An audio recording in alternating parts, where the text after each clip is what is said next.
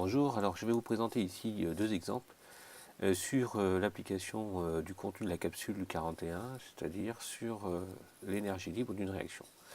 Alors on va considérer dans notre premier exemple un système qui est assez classique dans le monde vivant, c'est-à-dire l'équilibre entre l'hydrolyse et la condensation d'un dipeptide. Donc on va supposer que vous avez en solution de l'alanine et de la glycine et que donc on est dans des conditions standards apparents, c'est-à-dire à pH 7 et à 310 Kelvin, c'est-à-dire à 37 degrés.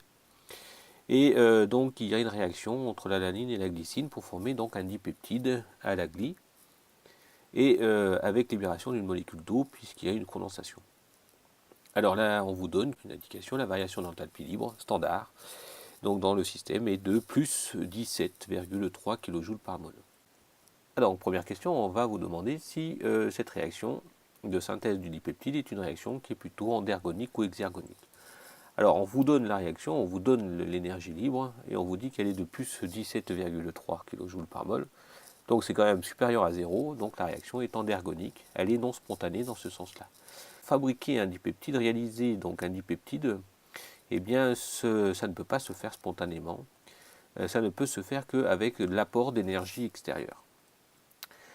Alors, on vous demande de calculer du coup la constante d'équilibre de cette réaction et de montrer que c'est en accord avec notre variation d'énergie libre. Donc si on considère l'équilibre et donc l'équation suivante, et qu'on applique simplement cette équation, K est exponentielle, donc moins delta G0' sur RT, donc ici une application numérique, on arrive à une constante d'équilibre de 1,22 10 puissance moins 3. Donc c'est une constante d'équilibre très inférieure à 1. Donc comme je vous l'ai expliqué, c'est une réaction qui est plutôt défavorable et c'est en accord avec la valeur de l'enthalpie libre standard qui vous a été donnée dans l'énoncé. Alors si on considère ces valeurs d'énergie libre standard et de constante d'équilibre de la synthèse d'un peptide, ben voyons un petit peu ce qu'il en est pour l'hydrolyse de ce dipeptide.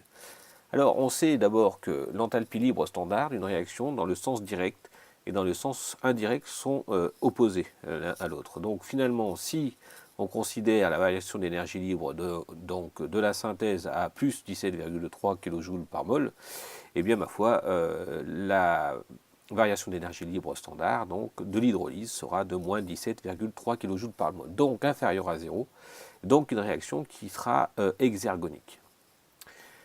Je vous rappelle également que les constantes de réaction d'une réaction dans le sens direct et dans le sens indirect ne sont pas opposées mais inverses l'une de l'autre. Donc en fait il suffit de faire l'inverse de la constante que nous avons calculée ensemble et nous arrivons à environ 820, donc soit très supérieur à 1, ce qui est donc une réaction qui va être spontanée. Alors deuxième exemple, imaginons la réduction de l'acétaldéhyde en éthanol. On est toujours dans un système biologique, où vous avez ici la dernière étape de la formation de l'éthanol par fermentation alcoolique. On vous donne c'est une réaction d'oxydoréduction et on vous donne donc les potentiels de chacun des couples. Alors, si on vous demande de calculer la variation d'énergie libre, eh bien on applique cette fois-ci delta G0' est égal à moins NF delta E. Alors je vous rappelle que ici, dans une réaction redox, les électrons vont spontanément du potentiel le plus faible vers le potentiel le plus élevé. Et deuxièmement, je vous rappelle qu'ici, dans un couple considéré, eh bien l'équation de synthèse de l'éthanol met en jeu deux électrons qui sont échangés. Alors du coup, si on applique l'équation, on arrive donc à moins 30,3 kJ par mol. Donc la variation d'énergie libre est inférieure à 0, ça veut dire que la réduction de l'acétaldéhyde en éthanol est une réaction qui sera exergonique et spontanée. Alors ici on va calculer donc la constante d'équilibre cette fois-ci.